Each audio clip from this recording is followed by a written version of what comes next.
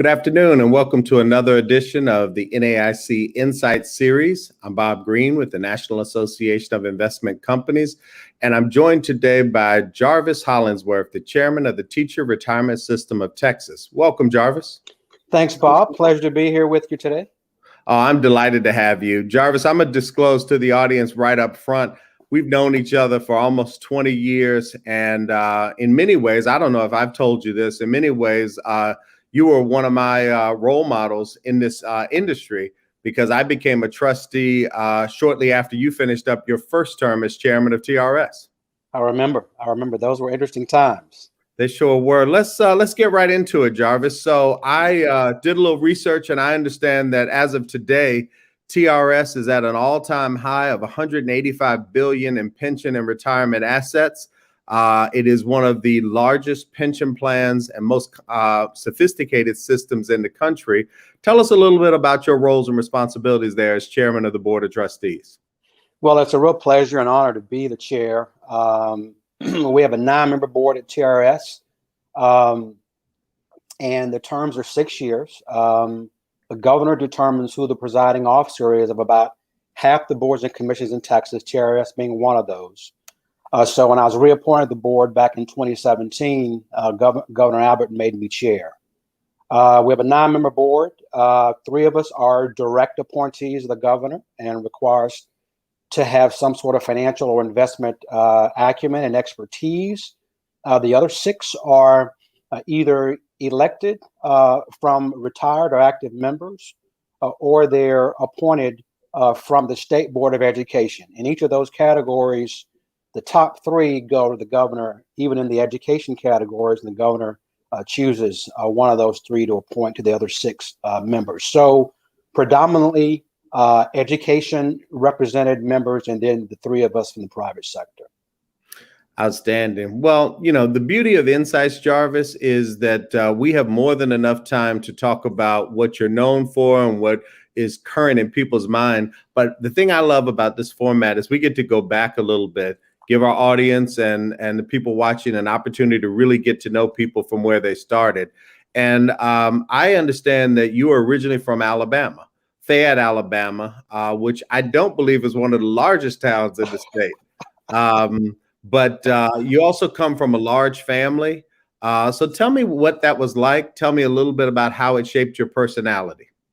Well, I tell you, Bob, I had a wonderful upbringing. Raised by 2 parents who were educators.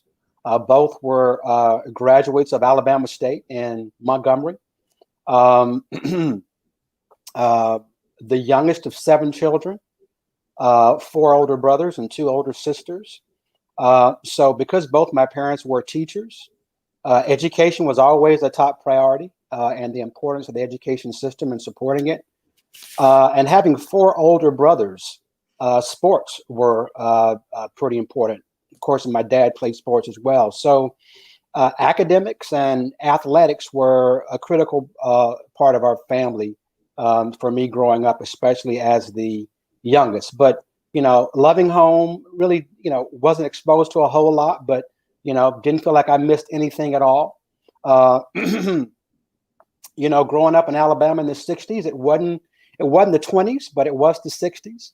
And so, even sort of growing up in a really, really loving home, when you walk out that door and, society puts certain expectations on you, then, it is something that, tends to impact you. So to some extent, growing up in Alabama, I think I always sort of felt like I had something to prove. Like people would draw certain assumptions of me based on the color of my skin. And it was my obligation, quite frankly, to disprove them. So, kind of growing up, good athlete, good student, but kind of always thought I had something to prove. And I think that's something that's carried through with me today in terms of how I feel about certain things.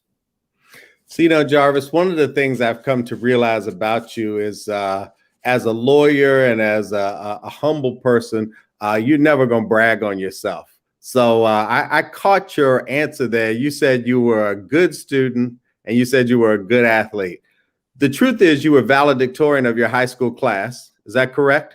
Correct. Well, I was a co-valedictorian. I'm sorry, Jarvis, co-valedictorian.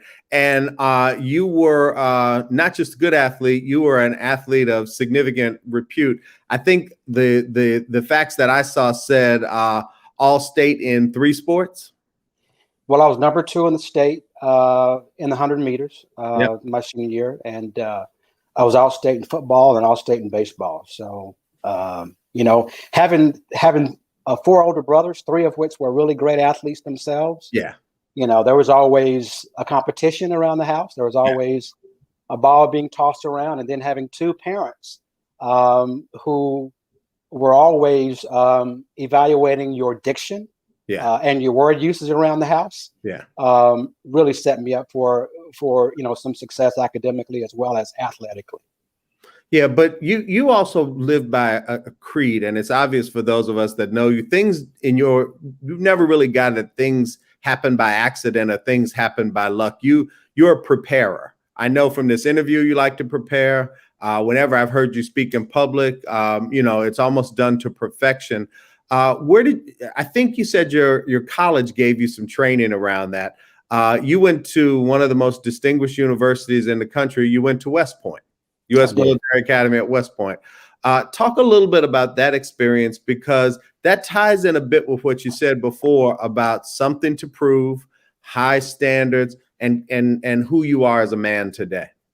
Well, I mean, I think as, Black Americans to some extent, when you sort of feel like you're being judged, sort of based on the color of your skin. For me, it really put a chip on my shoulder at a very young age, and that I always felt like I had something to prove. And, having abilities and having opportunities also, Bob, added a responsibility that I sort of felt like, I had to always be on. I had to be appropriate. I had to be I had to be successful. I had to be credentialed. I mean, one of the reasons I went to West Point, sort of back in the days when you sort of listened to your parents, I was looking at a number of colleges and universities, and the academies recruited me.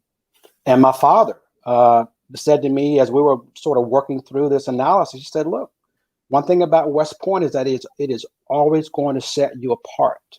Mm-hmm. It is always going to, send a message to people that you're someone of high integrity, who always seeks to be successful, and someone who really understands leadership. And so, that's one of the reasons that I went to West Point. Of course, I had the opportunity to play football there as well, and was a 4-year letterman on the football team as well.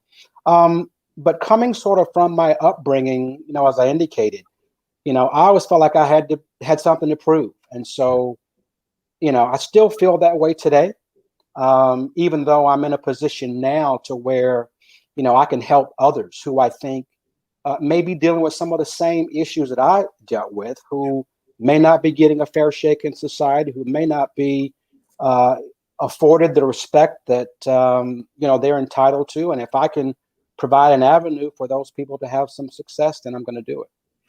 So you leave Alabama, you go to New York. You probably don't get a whole lot of exposure that first couple of years to the city, but you're in the state of New York. You're a member of the Long Gray Line. And one of the things, in addition to academics and preparation, they stress leadership. And for anybody that has ever observed you in this industry, how you walk, how you talk, how you carry yourself, you are certainly a leader. Can you talk a little bit about any stories come to mind about how that leadership style was molded? Any experiences as a platoon commander or a member of the Corps of Cadets? Well, I mean, first of all, the academy it's a 4-year leadership experience from day one. And what the academies want to do is, their perspective is, we're going to break you down and remold you into the leader that we think the academies should provide, not only for our military, but also for our nation as well. And so, coming out of West Point, I was a young, officer. As we know, a very large majority of our troops are minorities. And so, you know, a lot of my troops were African American, a lot of my troops were Hispanic Americans. Mhm. And, you know, there was a certain sense of pride about leading those troops. But it was also a sense that I was providing an example to them. And I know that they were looking up to me to, you know, provide an example of what they should be, how they should aspire to succeed.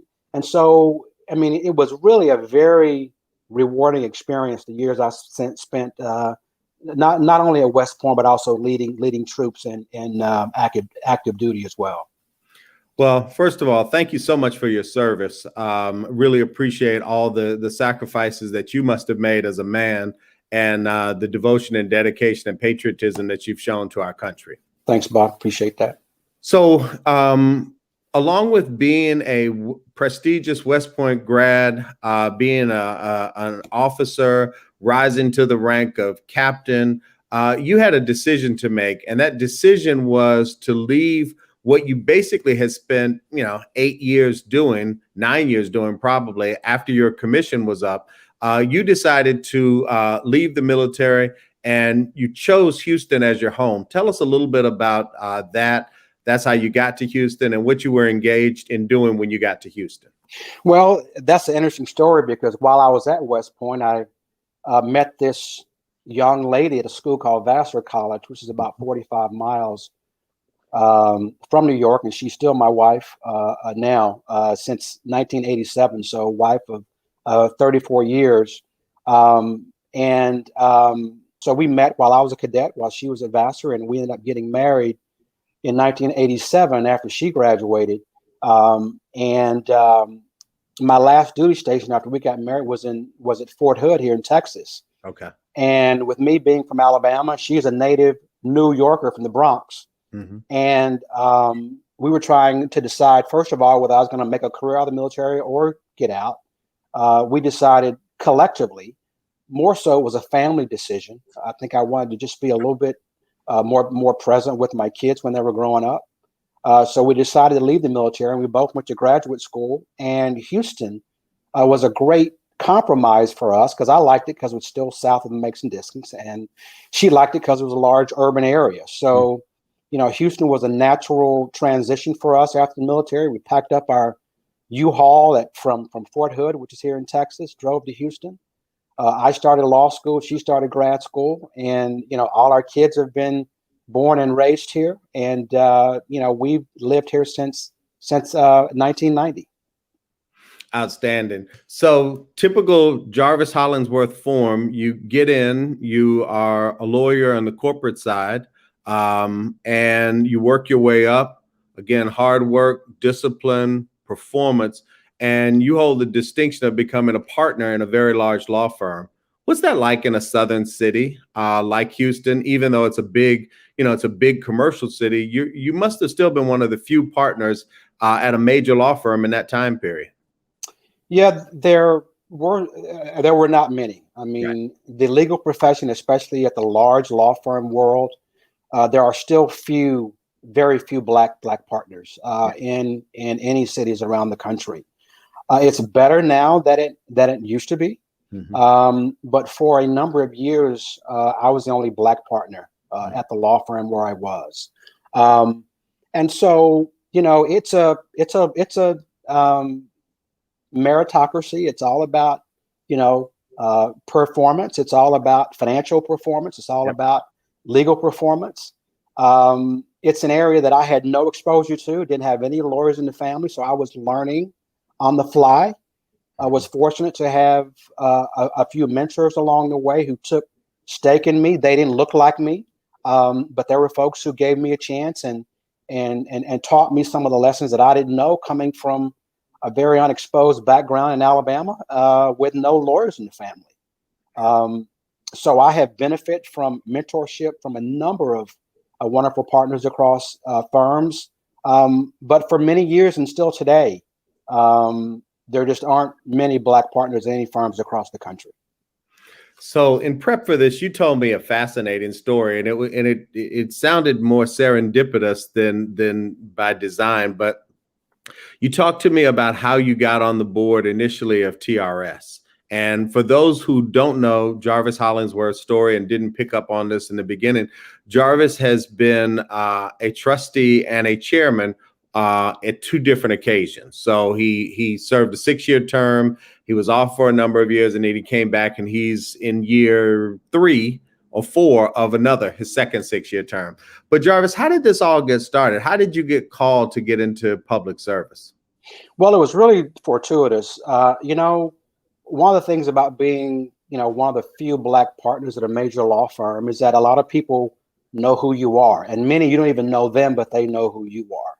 And so I happened to be at an event. This was probably, gosh, what year is this? Probably would have been 1999 or 2000.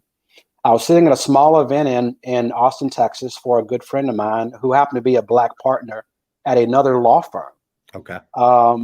And happened to be sitting next to, unbeknownst to me, to a gentleman who was going to be named the next morning the governor's appointments director. And so you had no idea he was, okay. Had no idea who he was. We had a great dinner, got to know each other, exchanged business cards.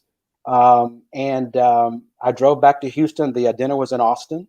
Mm-hmm. And I got a call that next morning. And it was this gentleman. And he said, look, I enjoyed spending time with you, with your background. We'd like to see you in service to the state of Texas. And so take a look at all of the Texas boards and commissions and, choose several and let us know those which you think you may have an interest in with respect to getting appointed. And that's how it happened the first time. Did you choose several, Jarvis, or did you choose one? I chose one. Exactly. And how big was the plan at that time? Let's give the people a sense of what you were aiming for. How big was TRS back then? Yeah, TRS, in the early 2000s was probably in the high 80s. Okay. 80 to low $90 billion. I still remember when we went over 100 during the first few years of my first term. Yeah. So it was probably 80, 85, 90 billion then. Yeah. Outstanding. That's a great story. I enjoy hearing it because it really does prove the point to young professionals. You have no idea who you're talking to. And if you think you can afford to have a bad night or, not feel the dinner or blow off the dinner or maybe have one drink too many and talk too much, none of that could have happened. It would not have been out of the realm of possibility that he could have never called you. Correct? Right. And Bob, quite frankly, a part of that is sort of what we talked about early on with the way I was raised. First of all, very respectfully by two wonderful parents, but also having this feeling like, you've always got to be on, not only for yourself, but also for other Black Americans and other minority professionals whose fate may be determined by how I act and something people perceive me as a professional. Yeah. And so, I think it's a burden that many minority, Black and brown and other minority professionals carry. I'm sure you felt, much of that over your career as well, having, chaired BRS and some of the things that you've done. You feel like you've got to be that example all the time. And so, that's something I've always carried with me since I was a very young individual and still carry today. So now let's let the folks in on a little secret. The first year as a trustee on a pension board is like going to graduate school. I will say that. I see your head nodding. Talk a little bit about the early meetings, what you're facing and the duality of the benefit side and the investment side. It's just so much information being thrown at you. Most large pension system like ours. So, for example, we manage a healthcare program for our active teachers. We manage a healthcare program for our retirees. And, you haven't even got to the first discussion about, asset allocation and, the investment trust. Yeah. Then you learn about all of these public rules and regulations that govern your conduct, such as, conflicts of interest and all those kinds of things as well. Disclosure. So Yep. yeah, a disclosure requirement. So I mean, it can be really overwhelming Yeah. being a new trustee. And frankly, I really think you really kind of start hitting your stride Yeah. by the time your term is about to end. So I've really enjoyed this second term quite extensively. So Jarvis, when I first came to know you, it was in the 2004 timeframe. I think I had shaken your hand at a an event somewhere, maybe a Twigo dinner or something. And like a lot of people, I've shaken your hand. I think I got one of your business cards. I noted the interesting name, very popular name on the business card. And I said, I know Jarvis Hollingsworth. I have a relationship with him. Maybe I can call on him one day and get some money. And it's funny when I look back on that, because I've had an opportunity now to meet you many times, met your wife. We've been to Africa together as a part of a trade mission. And it's so funny to think of how naive it is to get a man's business card, shake his hand, and say, I have a relationship with him. That must happen to you all the time, though, in terms of going to conferences and people assuming that they have some connection to you simply because you're polite and you're professional and you're a trustee. Yeah, I mean, but frankly, it really is one of the wonderful aspects of being a trustee that I really love, because I really enjoy meeting people. I enjoy, especially meeting people who can help us at TRS achieve the goals that we've set to, provide these benefits for our wonderful teachers and bus drivers and lunchroom workers. And most of these people are people who have, a lot to offer, and we have lots of opportunities at Texas Teachers, and so the chance for them to have a chance to work for us or to help us achieve that mission for our members is so gratifying. So it really is one of the a nice aspects of serving on the board. So Jarvis, when I first met you during the time frame I discussed, if you said you were going to a conference in the industry, you might be going to the NASP conference. You might be going to the New America Alliance Wall Street Summit. You might be going to the NAIC conference, then held at luxury resorts around the country. But you hold the distinction as chairman of TRS, that TRS did something unique in 2005, and they did it in your law office. What was that?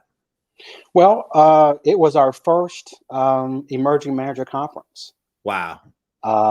We started our program, well, we started talking about it back in 2004. And I think our board had determined that, we wanted to do all we could to, one, have access to new and young managers who have great alignment with a plan like ours, but also secondarily, have the opportunity to increase the number of managers that,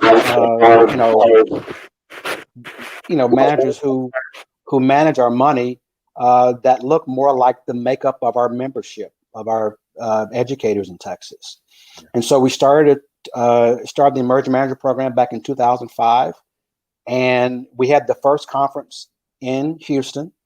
We held the opening reception at my former law firm, Bracewell. And then we had the conference at Rice University here in Houston. And it was the very first Emerging Manager Conference.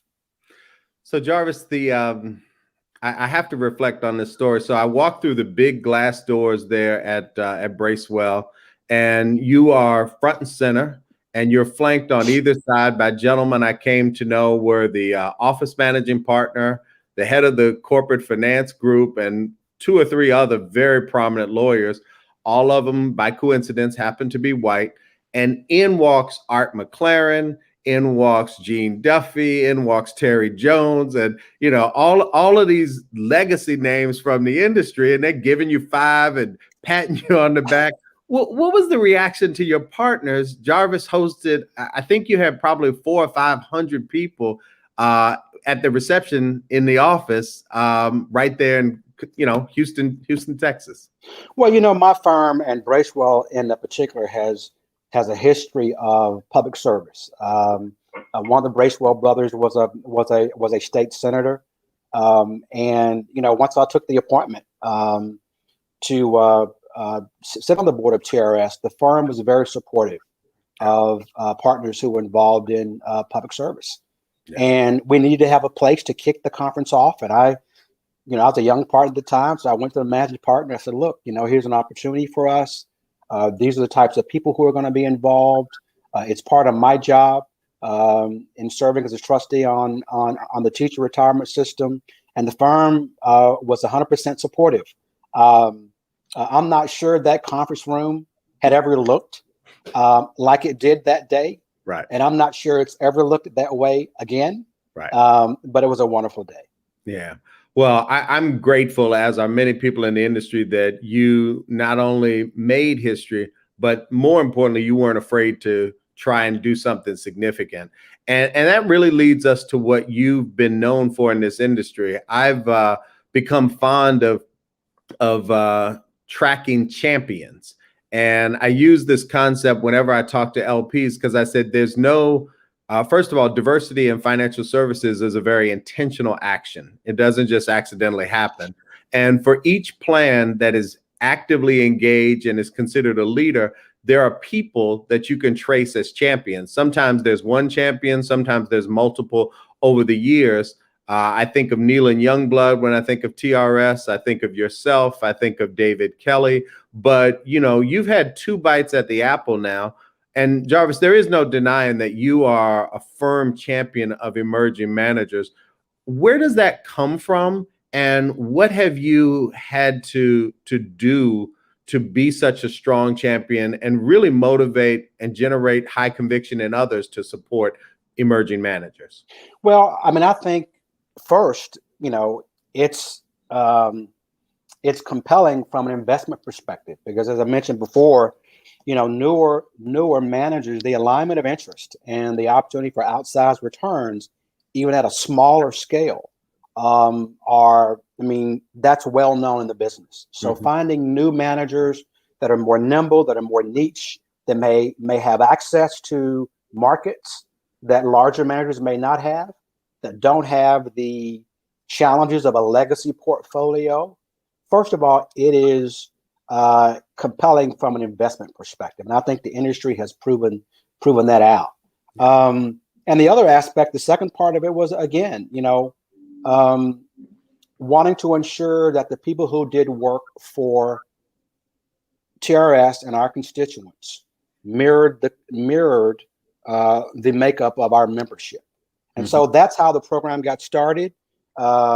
Compelling returns, makeup of our membership. And, fortunately, we've had, many, many years of success as a program. It's performed very well. We have launched a number of small and emerging firms, many of which are diverse owned firms in private equity, in real estate, and other alternative assets, as well as in the public markets. Absolutely. And Jarvis, again, this is not a political discussion, but let's face it, your pension plan is not located in New York City. So it's very, very different from New York Common and NYSERS. It's also not in progressive California. So it's different than CalPERS and CalSTRS that don't mind leading on social issues. You're in Texas, which no matter how close they came last election cycle is still a red state. And here you and the TRS system are using diversity to drive top performance and create extraordinary capital increases, risk-adjusted returns for TRS's beneficiaries. Talk more about that. Well, hopefully we helped with some of this. But the empirical, having a program back in the early 2000s when this wasn't popular anywhere, frankly. But the empirical data has been made. It's been set. Diverse teams outperform.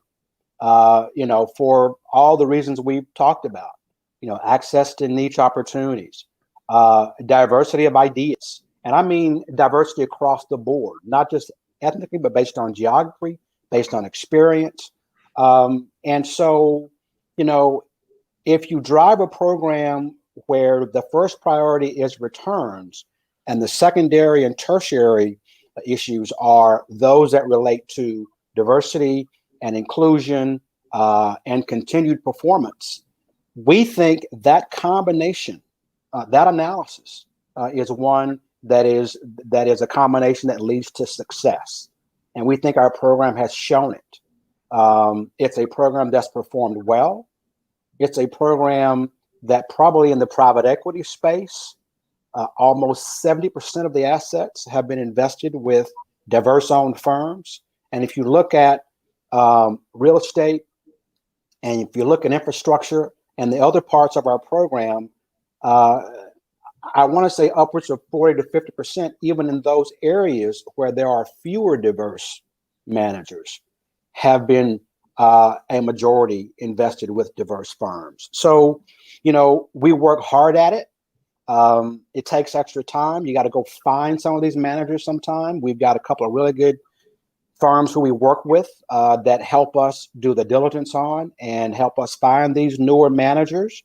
It might be a great young investment professional too that are leaving a majority firm to start their own. So working with Grosvenor, working with Rock Creek, they're really strong partners for us. And we've been able to create a program that not only performs very, very well, but also has given at or more than a majority of the assets to firms that are diverse or women owned. So Jarvis, I'm gonna ask you one question about the staff, and then I'm gonna go forward and talk a little bit about what you've done in your second term to restructure and expand the program. But one of the things that I talk to, dozens, if not scores of pension plans every year. And one of the things that's always so impressive to me about TRS is everybody does a good job when the chairman's in the room, if he's the one that supports it and he's the champion. But in my interactions, going back many, many years, whether it's currently with Jace and Sylvia, whether it was Jerry before Jace, and whether it was Britt before Jerry, they all talk it and the same as you all walk it. Consistently, the people articulate the concept of being supportive, of engaging with emerging and diverse managers because it's good for business and because it serves your strategic needs. Talk about how you instill that in people across so many generations and with a reasonable amount of transition over the years. Well, I mean, I think it's because, Bob, it's worked. Mm-hmm. I mean, early on, we had to educate ourselves. We had to show ourselves that it was going to be successful. I mean, I still remember the first $150 million allocation to the Emerging Manager Program. I think it was 2005. Yeah. It was with the Credit Suisse Customized Fund Group. That's right. Which, of course, is now evolved into GCM Grosvenor. Yep. But that was, Mike Arpey and Kelly Williams, and yep. It was a whole different group. And that was our first. Derek Jones. Yeah. Black hair then. Yeah. Yeah. And so, we had to prove to ourselves, prove to our members, prove to the investment community that this can be done, and it can be done in the right way. Yeah. And it can also perform well. And, once we were able to establish that, then, investment professionals, like Jerry and Britt and Jace, I mean, they understand sort of trustees' interest, but it's also about they're going to be graded on performance. And so we've been very, very fortunate to be able. We worked really hard at it. We created, what I think is a top tier program, and it meets all of our criteria, starting with performance. And so when you can create that kind of track record, when you can create that kind of environment, then you create a recipe, Bob, for success. Yeah, no, it's very, very clear, even down to your selection of Kirk Sims and what he's brought to the program.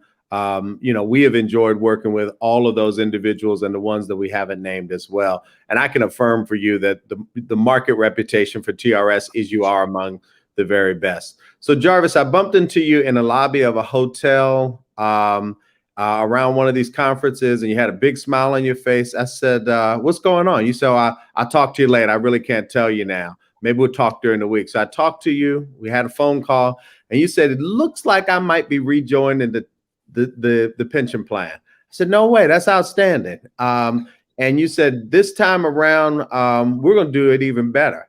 And I said, Jarvis, you guys are already one of the best plans. You said, no, I have a vision, and we'll see about it, but I'm going to get it done. What was that vision when you came back to serve your second term? Well, it was a few things. One, what we found, Bob, and I think most on the call will understand this.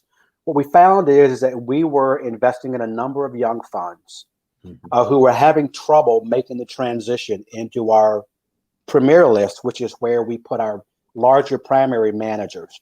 And the whole goal of this program is to take these new and younger managers, help nurture them to the point where they can be in our premier list and accept larger $150 million allocations and up. And we found that divide had been a challenge. So we did a few things in creating Emerging Manager 3.0. And the first I'll talk about, and then I work backwards, was almost what I like to call this transition portfolio. But basically looking at those funds that had Fund 1 and 2, had some success, but weren't quite ready for the larger allocation of 150 and up. So we created sort of a middle tier transition portfolio where we would make allocations between 50 and $150 million to help those funds continue to progress. That's number one. Number two, we also created more entry opportunities at the fund starting level. So we created opportunities for fundless sponsors, for joint ventures, so that we could work with those funds who may not even be ready to start a fund, but help get them started in different ways with early seed capital. So in late 2017, early 18, we offered what we called Emerging Manager 3.0, putting $2 billion into that entry-level portfolio and another $1 billion toward what we call EM Select, which I like to refer to as that transition portfolio.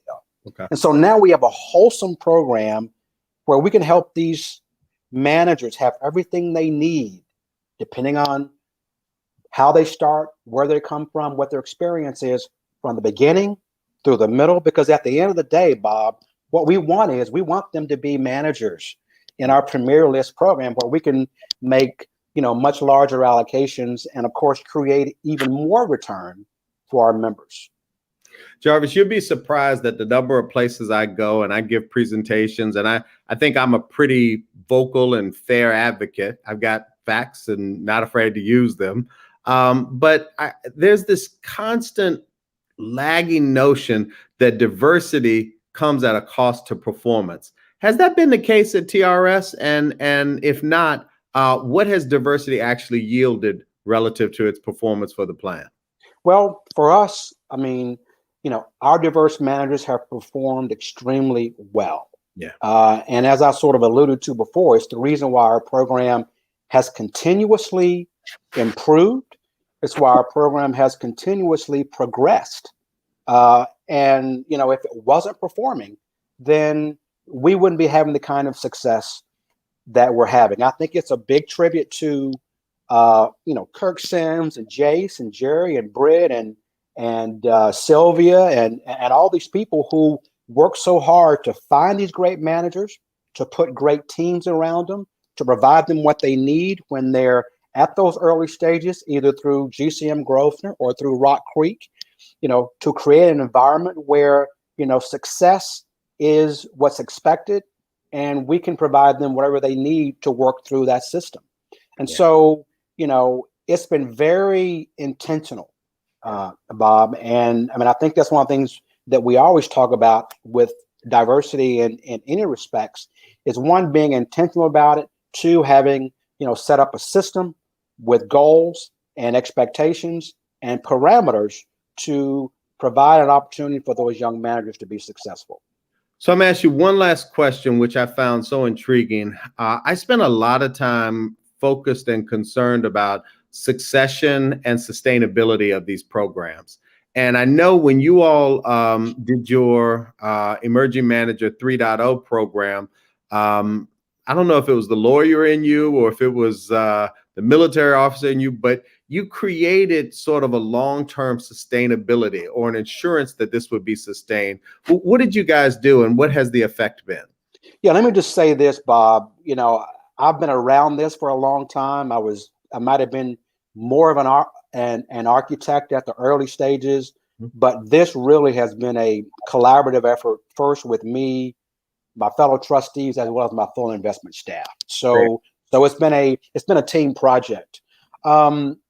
But the system that was created, we wanted to ensure sustainability.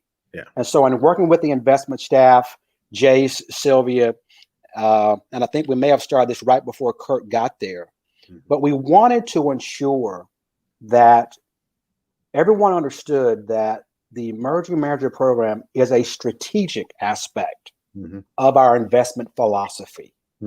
So what we did, and I want to say it was during 2018, we actually amended the board's investment policy statement to provide that the Emerging Manager Program would be a part of the strategic asset allocation.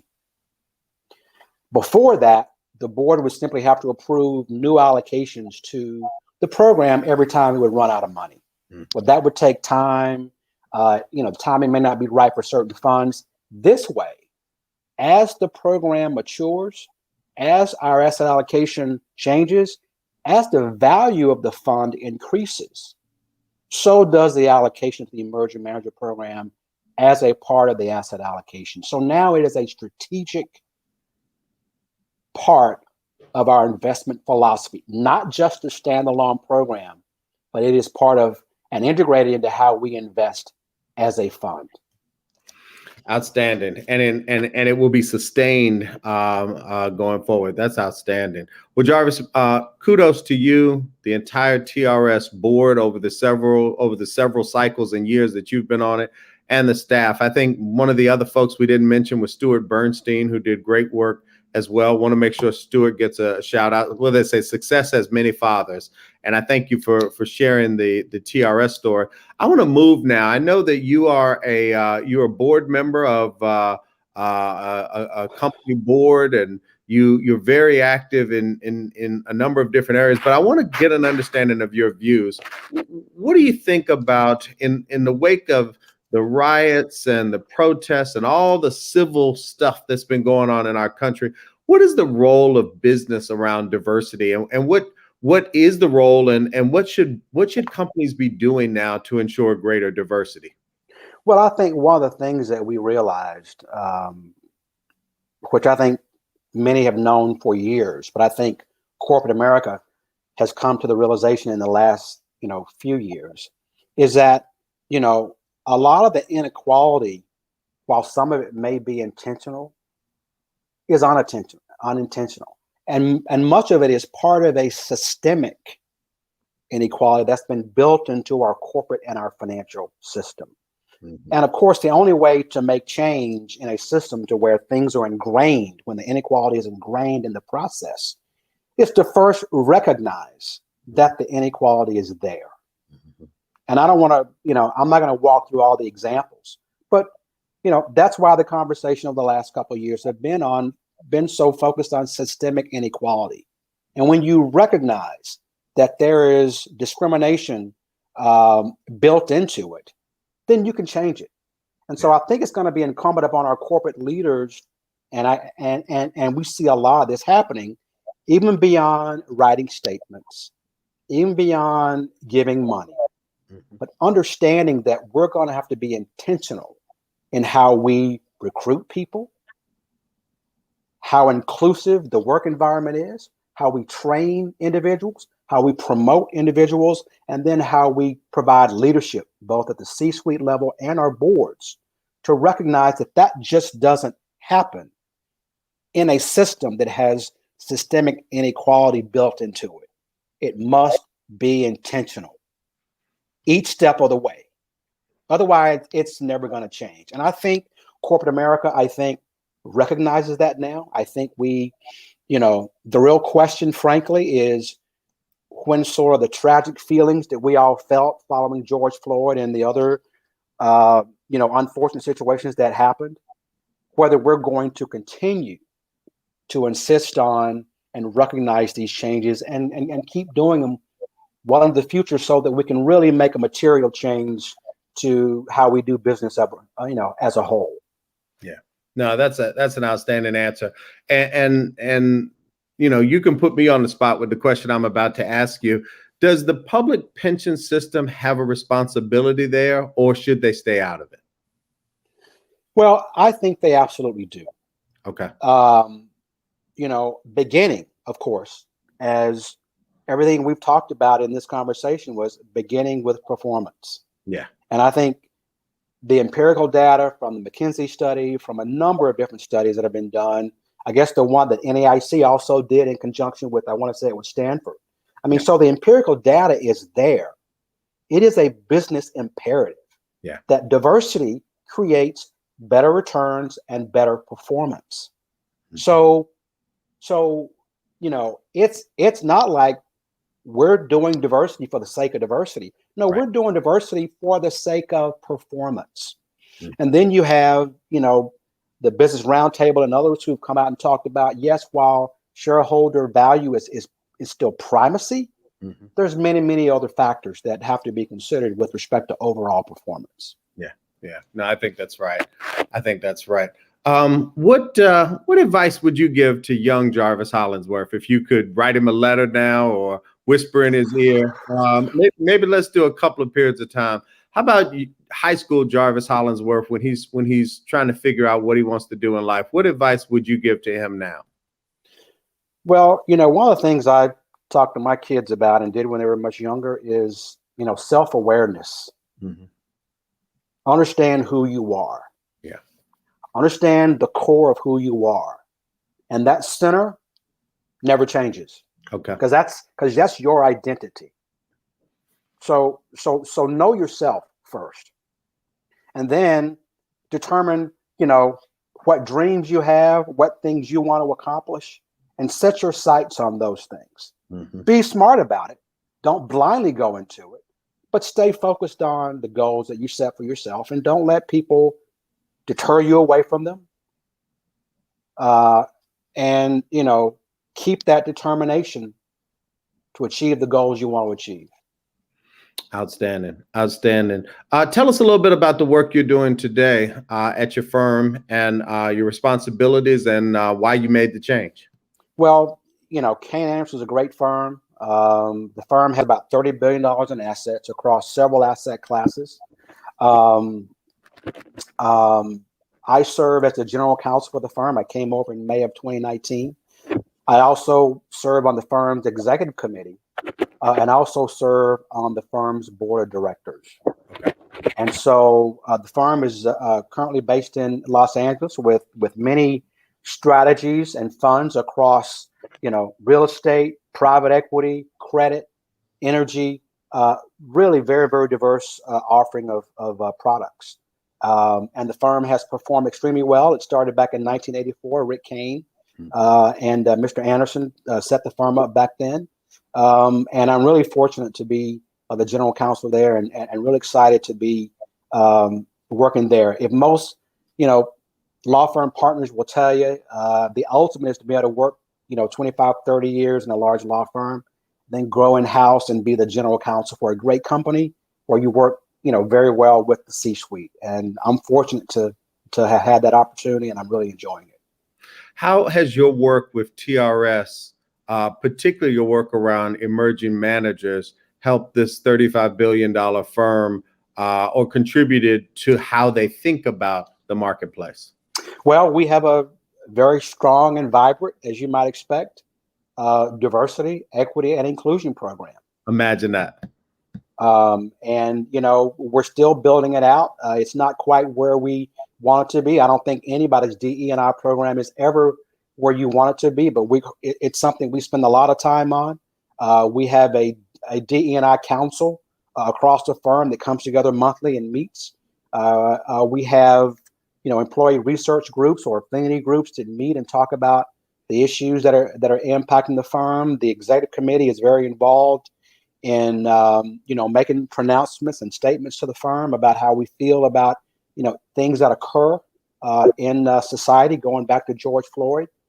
And so, it's a very diverse firm, and it's a firm that recognizes that, inclusion, the environment that our people work in, is absolutely critical to our success. So just a couple more questions before we wrap up. You've had an opportunity before the pandemic to visit Africa, and you got to see Africa through the lens of an investor. What was your impression, and where do you think Africa fits into the future of institutional investments? Well, look, I think there are some very, very compelling investment opportunities on the continent. I think some other countries around the world have been heavily invested in Africa for years. Sure. and have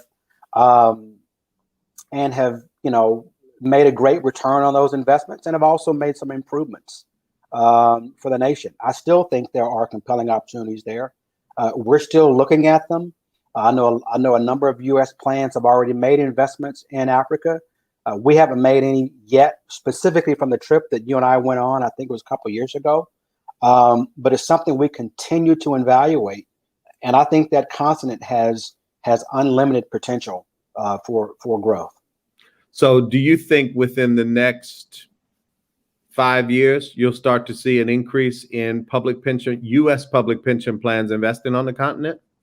I think so. I think, there is some concern with respect to the political stability. There's always a concern about some of the geopolitical issues. Sure. And whether that puts capital at risk. I think that's something that can be overcome as the nations in Africa gain more stability in their political systems. Yeah. And I think they're moving in the right direction. Well, on behalf of the NAIC managers, I really want to thank you for what you've done at TRS, what that has meant to the industry. You guys have given people an opportunity to get their firms started. You've given them an opportunity to grow across the first several Roman numerals. And then you followed on with big checks and given them meaningful amounts of capital to really prove their investment prowess and the sophistication and success of their strategies.